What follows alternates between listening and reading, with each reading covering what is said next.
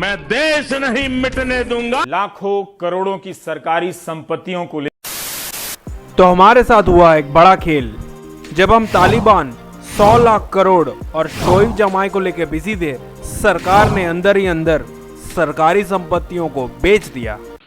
But what the asset monetization pipeline does today, लूट रहे हैं सपनों को, वे लूट रहे हैं सपनों को, मैं चैन से कैसे सो जाऊं। अब मान के हमें चलना चाहिए कि प्राइवेटाइजेशन अब पीछे मुड़ने वाला नहीं है, आगे ही चलता जाएगा। there's no land here.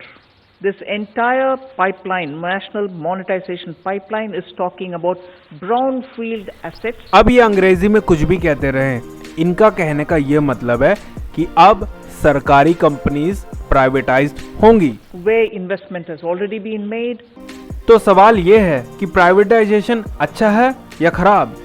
तो पहले हम उन लोगों की बातें करेंगे जो प्राइवेटाइजेशन को अच्छा मानेंगे और कहेंगे कि रेलवे और बाकी सरकारी कंपनी इससे एफिशिएंट और अच्छी हो जाएंगी।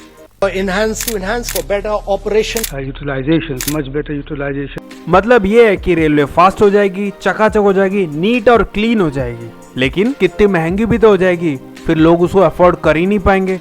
और आपके पास अगर पैसा है ही तो आप रेलवे स्टेशन क्यों जाते हैं? चकाचक एयरपोर्ट बने तो हुए हैं। सोमवार की प्रेस कॉन्फ्रेंस में कुछ शब्द सुनाई दिए, एफिशिएंसी, बेटर, मैक्सिमाइज, एनहांस।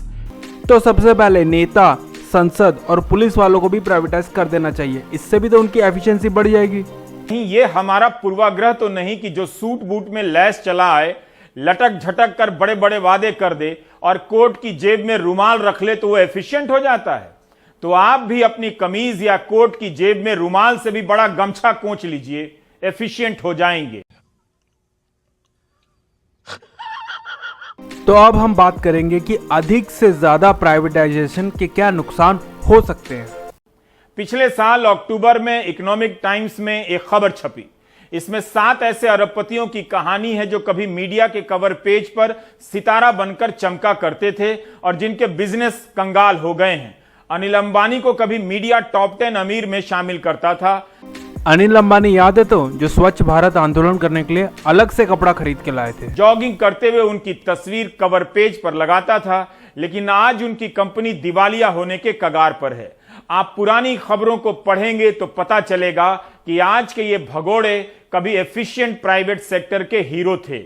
इन चेहरों में से कई सरकारी बैंकों का कई अरब रुपया लेकर विदेश भाग गए हैं। भागने से पहले इनके भी सैकड़ों शहरों में हजारों स्टोर्स खुला करते थे। बिजनेस की पत्रिकाएं इन्हें सबसे अमीर और सबसे ताकतवर, सबसे इंटेलिजेंट बिजनेसमैन बताया करती थीं।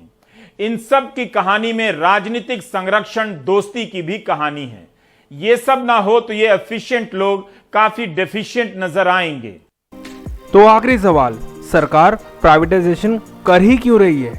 तो उसका जवाब है ये जीडीपी का गिरता हुआ ग्राफ। अगर आपके जॉब या बिजनेस में बहुत लॉस हो जाए तभी तो आप घर के सामान बेचते हैं। अब समझ में आया ये देश के सामान क्यों बेच रहे हैं। तो अब आप हमें कमेंट सेक्शन में बताएं एक फायदा और एक नुकसान प्राइवेटाइजेशन का।